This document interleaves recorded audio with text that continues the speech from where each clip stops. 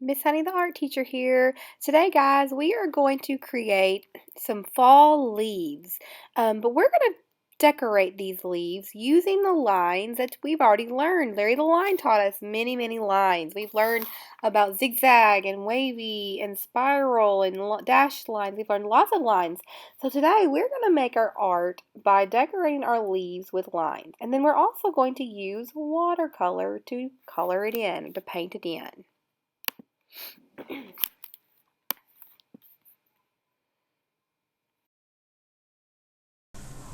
Alright, today we're going to create our fall leaves with our lines that Larry the Line taught us. And to do this today, we're going to need our paper, our watercolor paper. We're going to need a black oil pastel. Now these are a little bit messy, so if you get this on you, that's okay. I'm going to pass out some baby wipes. We're also going to need our watercolor, our water, and a paintbrush. Now, we're going to start off by drawing our leaves first, okay? Now, make sure your name is on the back of your paper and your class code before you begin, and turn it over because we never put our art on the same side as our name. Okay, we're going to get started, and we're going to draw our leaves, and we're going to draw using this wavy line. So we're going to start over here, and what letter does this look like? It looks like a C. So up here in this corner, we're going to draw a big C shape. Okay? And then to make the rest of the leaf, we're going to make these wavy lines all around. Okay, so we're going to go down, up, way around, and then a couple more wavy lines. That's going to make our leaf. Now leaves have a line through them, so we're going to draw our line through it, kind of wavy. And then we want a little stem down here, so I'll make you a stem. Now yours doesn't have to look exactly like mine. Just do the best you can. Alright, now we're going to add the lines that Larry the Line taught us, and we've learned a lot of the lines. We know spiral lines and dashed lines and wavy lines and shark lines and stripes. We've got spirals and polka dot lines, so castle lines. So we're just going to start. I think we should do our first one should be our zigzag line. So find a spot on your leaf and let's do a zigzag line. Okay. Alright, our next line, let's do maybe some stripes. Alright, how about the shark line? Remember the shark line? That one looks like a shark coming out of the water. This one's kind of hard. Just do the best you can. Doesn't have to be perfect. How about a dotted line? Let's do a dotted line.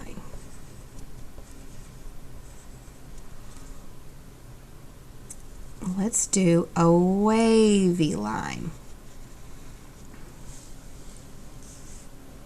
And then let's do a dashed line.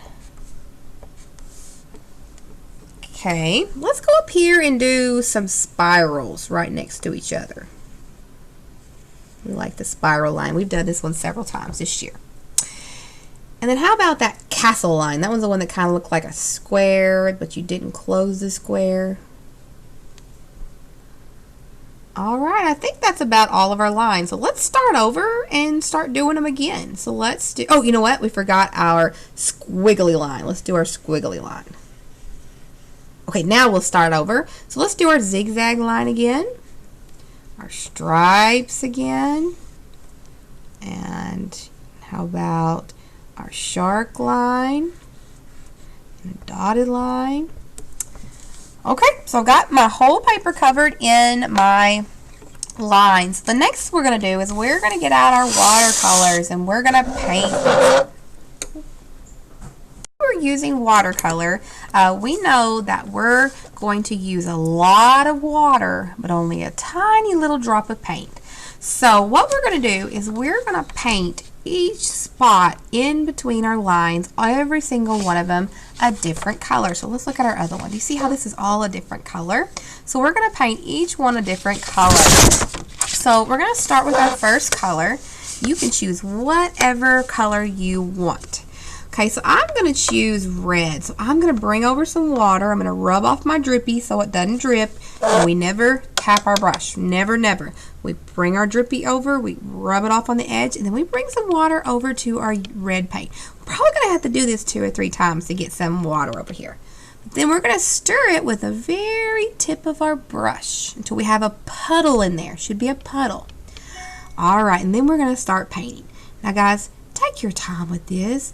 Let's make sure that we are painting in the line. We want to make sure we do not get outside of our line. So paint your red or whatever color you're using and stay in your line. Take your time. We have plenty of time to do this. Alright, I'm done with my red, and now I want to do a different color. So what do I need to do to my brush before I get a new color?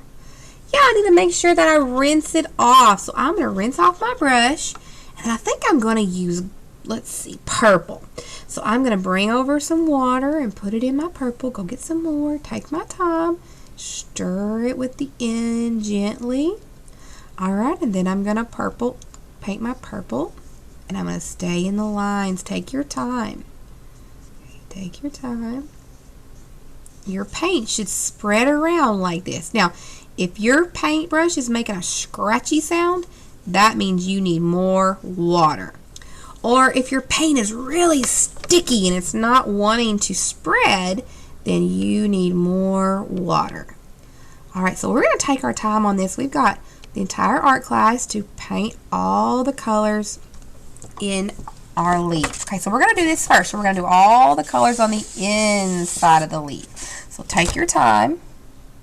I have my leaf, all my lines, all painted in a different color. So now I'm going to work on my background, and that's the colors that's around my leaf. So you have a few options.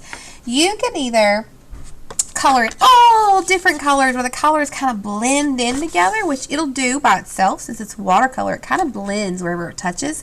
Or you can just do it one color, whatever you would like to do.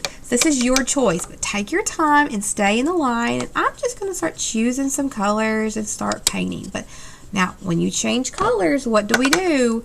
We make sure that we change our brush. But when the colors get right next to each other, they kind of start blending together a little bit, and it's a really, really fun and pretty effect that watercolor does. So you can see how it just kind of starts spreading out. But listen, be very careful with your picture.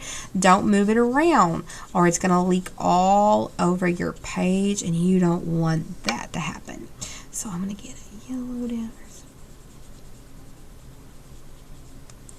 Watch it bleed all together.